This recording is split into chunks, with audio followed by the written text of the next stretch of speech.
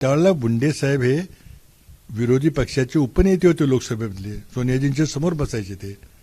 तर म्हटले बहुत अच्छा होगा. त्यांनी परवानगी दिली, कारण पक्षप्रवेशाला पक्षाध्यक्षाच्या परवानगीशिवाय करता येत नाही. ते सगळ्या गोष्टी आहेत. मी ते सांगितले ते तंतोतंत 101% खरं आहे. आणि आत्ता का बोललो मी, हा इतिहास आहे. आता त्याने त्यांच्यावर काही परिणाम होणार नाही, काय नाही. आणि ते मोठे राजकीय नेते होते आणि त्यांचा इतिहास, खरा इतिहास हा सगळ्या युवा पिढीवर आला पाहिजे, जे काय असेल ते. आणि त्यामुळे त्यांचं एक वाक्य असायचं, ते मी पुन्हा रिपीट करतो, नागपूरचे दोघं मला त्रास देतील म्हणले. काय वाक्य काय होतं? नागपूरचे दोघं मला त्रास देतील. कोणाकडे रोख होता? आता मला काय माहिती, तुम्ही बघा, विचार करा. काँग्रेसचे ज्येष्ठ नेते आणि माजी मुख्यमंत्री पृथ्वीराज चव्हाण आपल्यासोबत आहेत. सर, आपण पाहतोय की महाराष्ट्रामध्ये, देशभरामध्ये एसआयआर सुरू आहे. महाराष्ट्रामध्ये अजून 2 कोटी लोकांची नावं बाकी आहेत आणि मुदतवाढ जी आहे ती वाढत जाणार आहे. कसं बघते याकडे? पण सगळी ही प्रक्रिया ही खानापुरती करण्याकरता चाललेली आहे का असं वाटायला लागलेलं आहे. आमची एकच मागणी आहे, विरोधी पक्षाची किंवा मला वाटतं देशातल्या सर्व नागरिकांची एक मागणी आहे की मतदार यादी ही अतिशय शुद्ध असली पाहिजे. त्यामध्ये डुप्लिकेशन, फ्रॉड, बोगस मतदार नसले पाहिजे. ती आमची रास्त मागणी आहे. आणि हे इलेक्शन कमिशनला सहजरित्या करता येतं. पण जर करायची इच्छा नसेल किंवा वरून दबाव असला की करू नका, तर ते होणार नाही. माझी आपल्याला एवढीच विनंती आहे की तुम्ही जरा थोडासा इतिहास पहा. लोकसभेच्या निवडणुकीचा निकाल आपल्याला माहिती आहे काय झालं ते, आणि 5 महिन्यातच एवढा मोठा निकाल बदलला. आणि त्याच्या आधी हे बघा, ही तुम्हीच रिपोर्ट केलेली बातमी आहे. अमित शाह हे नागपूरला भाजपच्या कार्यकर्त्यांना सांगतायत की 10% मतं वाढवा. ही तुमची बातमी आहे. 24 सप्टेंबर 2024 लोकसभा निवडणुकीनंतर तुम्ही कार्यकर्त्यांना 10% मतं वाढवा. आपल्या देशामध्ये दरवर्षी लोकसंख्या वाढ ही 0.9% असते नैसर्गिक. 5 महिन्यामध्ये 0.5% वाढेल. तुम्ही 10% कुठून म्हणताय? 10% कशी झाली? तर 10% त्यांनी आपल्या आरएसएसच्या आणि भाजपच्या कार्यकर्त्यांना 2-2, 4-4, 10-10 वेळेला नावं नोंदवायला सांगितली. आणि त्या लोकांनी 2-2, 4-4, 10-10 मतदान केलेलं आहे शाई पुसून.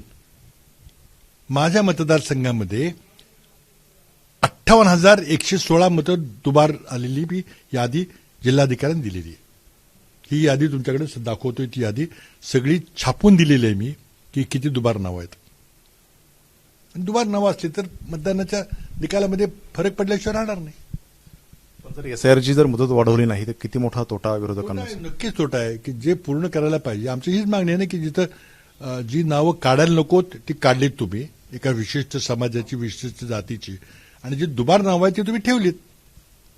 जर 2 कोटी लोकांची जर तपासणी झाली नाही याचा अर्थ अनेक नावं ही दुबारा यादीमध्ये आहेत ती थांबतील. माझ्या जिल्हाधिकाऱ्यांनी 36,000 नावं मी वगळेच सांगितले, पण अजूनही 28,000ची तपासणी व्हायची आहे. एकूण 28,000 नावं आहेत. नाही झाली तर मग पुन्हा अन्याय होईल आमच्यावर. तुम्ही गोपीनाथ मुंडे यांच्या समोर बोलले होते का काँग्रेसमध्ये यायला तयार आहे. त्याला आता कुठेतरी इतर नेत्यांकडून सुद्धा दुजारा मिळताना पाहायला मिळतो. महादेव जानकर म्हणतात का ते भाजपमध्ये त्यावेळेस त्रस्त होते. त्यानंतर आता पुन्हा एकदा हुसेन दलवाईंनी सुद्धा एक दुजारा दिलेला पाहायला मिळतो. हे पहा, दुसरं कोण त्याबद्दल काय म्हणते मला त्याचं काही घेणं देणं नाही. मी स्वतः मी जे सांगतोय त्यातला प्रत्येक शब्दावर मी ठाम आहे. तुम्हाला तारखा देतो. मला ते 13 ऑक्टोबर 2013 वर्षावरून भेटले. आमची बरीच चर्चा झाली. मी काय झाली सांगणार नाही. आणि आता मला पुढची तारीख दिल्लीची आठवत नाही, पण बहुतेक माझ्या रेकॉर्डमध्ये 18 ऑक्टोबरला दिल्ली दौरा आहे. आणि त्यामध्ये एकही कार्यक्रम दिसत नाही मला. नाहीतर आम्ही नेहमी कुणाला भेटलो, काय झालं, हे सगळं असतं. तर ही 18 ऑक्टोबरची तारीख असू शकते असं मला वाटतं. पण मी जे बोललोय ते 101% मी त्याच्यावर कन्फर्म्ड आहे. आणि त्याला साक्षीदार माणिकरावजी ठाकरे आहेत. दिल्ली दौऱ्याला गेले त्यावेळेस फक्त गोपीनाथ मुंडेचा मुद्दा घेऊन गेले तुम्ही? हो, एकच मुद्दा घेऊन गेलो होतो. आणि आमची भेट झाली. अहमद पटेल होते, त्यांची भेट झाली, सगळं ठरलं. मी स्वतः सोनिया गांधींना जाऊन भेटलं. त्यांना सांगितलं की असा असा प्रस्ताव आलेला आहे किंवा असा आहे, चर्चा आहे. आणि मी त्यांना सांगितलं की फार मोठा ओबीसी नेता आहे आणि आपल्याकडे त्या भागात कोणी नेता नाहीये. तर ते म्हटलं मला माहिती आहे, ते समोर बसतात. त्यावेळेला बुंडे साहेब हे विरोधी पक्षाचे उपनेते होते लोकसभेमधले, सोनियाजींच्या समोर बसायचे ते. तर म्हटले बहुत अच्छा होगा. त्यांनी परवानगी दिली, कारण पक्षप्रवेशाला पक्षाध्यक्षाच्या परवानगीशिवाय करता येत नाही. ते सगळ्या गोष्टी आहेत. मी ते सांगितले ते तंतोतंत 101% खरं आहे. आणि आत्ता का बोललो मी, हा इतिहास आहे. आता त्याने त्यांच्यावर काही परिणाम होणार नाही, काय नाही. आणि ते मोठे राजकीय नेते होते आणि त्यांचा इतिहास, खरा इतिहास हा सगळ्या युवा पिढीपुढे आला पाहिजे, जे काय असेल ते. तुम्ही हे आता सगळं प्रकरण काढलंय, मागचं काय नेमकं लोक पण याबद्दल मी 2-3दा आधी बोललोय, पण कुठे पिकअप नाही केलेलं. त्याच्यानंतर परत कधी गोपीनाथ मुंडेंशी चर्चा किंवा पुन्हा तो नाही, त्या दिवशी आम्ही जेव्हा एकमेकाला भेटलो की असं म्हणतायत की तुम्ही फक्त पक्षात या, निवडणूक लढणं नंतर होईल हे, तर ते म्हटले नाही मला शक्य होणार. ते म्हटले मला निवडून येणं अवघड होईल. आणि त्यामुळे त्यांचं एक वाक्य असायचं ते मी पुन्हा रिपीट करतो, नागपूरचे दोघं मला त्रास देतील म्हटले. काय वाक्य काय होतं? नागपूरचे दोघं मला त्रास देतील. कोणाकडे रोख होता? आता मला काय माहिती, तुम्ही बघा विचार करा. दुसरं असं आहे की हुसेन दलवाई यांनी असं म्हटलेलं आहे की एकनाथ शिंदे सुद्धा काँग्रेसमध्ये यायला तयार होते आणि तशा प्रकारची प्रक्रिया सुद्धा सुरू होती. आता तुम्ही नवीन विषय काढलाय. हे बघा, आमदार सगळे भेटत होते, कामाकरता भेटत होते आणि एकनाथ शिंदे भेटत होते. आमच्या काही भेटी झाल्या होत्या, वस्तुस्थिती.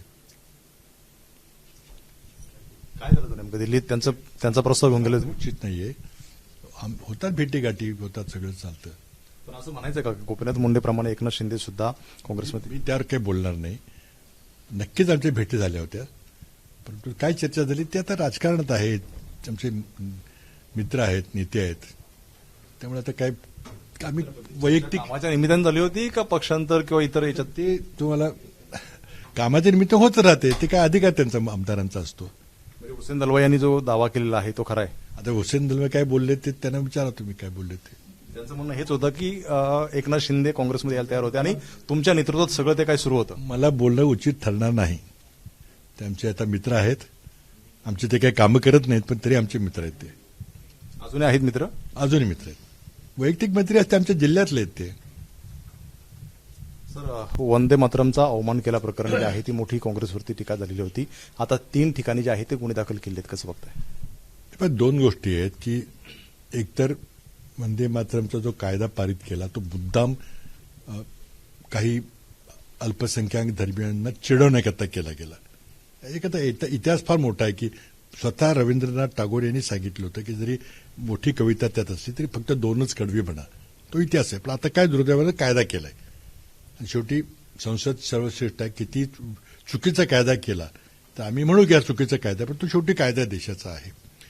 आता काँग्रेस मुख्यालयामध्ये काय घटना घडली मी तिथं नव्हतो, तर मी ज्या घटना पाहिलेल्या आहेत तुम्ही बघितल्या त्याच मी पाहिलेल्या आहेत आणि त्यानंतर जयराम रमेश यांचं वक्तव्य मी पाहिलेलं आहे. ते जर खरं असेल किंवा त्या बराच लांब असल्यामुळे त्यांनी खुर्ची बागवली होती, त्याचं काही थांबवायचा प्रयत्न केला नव्हता, हे असेल तर ते जयराम रमेशचं वक्तव्य आहे. त्याच्यापेक्षा जास्त मला काही सांगता येणार नाही. आणि राष्ट्रगीत वंदे मातरमचा अपमान करायचा प्रश्नच उद्भवत नाही. हे आमची वॉर क्राय होतं स्वातंत्र्य लढ्यातलं.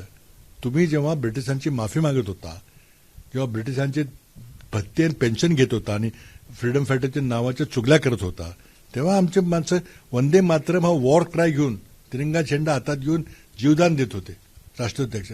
तुम्ही काय सांगता मला? तुम्ही आता कुठेतरी राष्ट्रीय लढ्याच्याशी जोडायचा प्रयत्न करता. उशीर झाला. तो जो बूंद से गई वो हौद से नहीं आती. गुन्हे दाखल केले आहे त्यामुळे अडचणी त्याला सरकार आहे काय करते. माझ्यावर गुन्हा दाखल केला ना. मी जानेवारी 2019ला माझं विरोधी पक्ष नेता म्हणून कर्तव्य म्हणून आम्ही आरबीआयच्या समोर नोटबंदीच्या बद्दल आंदोलन केलं. नंतर अत्यंत सनदशीर मार्गाने एक निवेदन घेऊन मी आरबीआयच्या त्या अधिकाऱ्याला दिलं. माझ्यावर आत्ता गुन्हा 2020ला चार्जशीट केलं, मला माहिती पण नाही. आणि गेल्या आठवड्यात मला नोटीस काढली की तुम्ही कोर्टात हजर राहा. 50 पानाचं चार्जशीट आहे. त्या आरबीआयच्या लोकांना मी मारलं, वरनं ती फेन्स चढून गेलो. सरकार शेवटी काय सत्तेत आहेत ते काय करणार. गेलो तुम्ही नागपूरला, जामीन देऊन आलो मी परत. भाजपची राष्ट्रीय कार्यकारिणी जाहीर झालेली आहे. विनोद तावडे आणि बरीच नावं त्यामध्ये आहेत. ही जाहीर होणं आणि मुख्यमंत्र्यांचं दिल्लीला जाणं कसं बघतं यामध्ये? त्यांची जाहीर विनोद तावड्यांना काही पद मिळालं असेल किंवा जाहीर झालं ते माझ्या त्यांना शुभेच्छा आहेत. एक राष्ट्रीय पक्ष म्हणून चांगलं काम करावं, लोकांची सेवा द्यावी. आता काय आहे की ज्या दिल्लीमध्ये आंदोलन जे झालं कॉक्रोच पार्टीचं आणि त्यामध्ये धर्मेंद्र प्रधान यांना राजीनामा द्यावा लागला. आता कोणतरी तिथे शिक्षण मंत्री लागेल. कारण आता जी व्यवस्था आहे प्रल्हाद जोशी तिकडे मुळातच 3 खाती होते, तर 4थं दिलंय. म्हणजे नरेंद्र मोदींना असं वाटतंय की शिक्षण खाते पार्ट टाइम खातं आहे, तात्पुरतं खातं आहे, तर मग वेगळी गोष्ट आहे.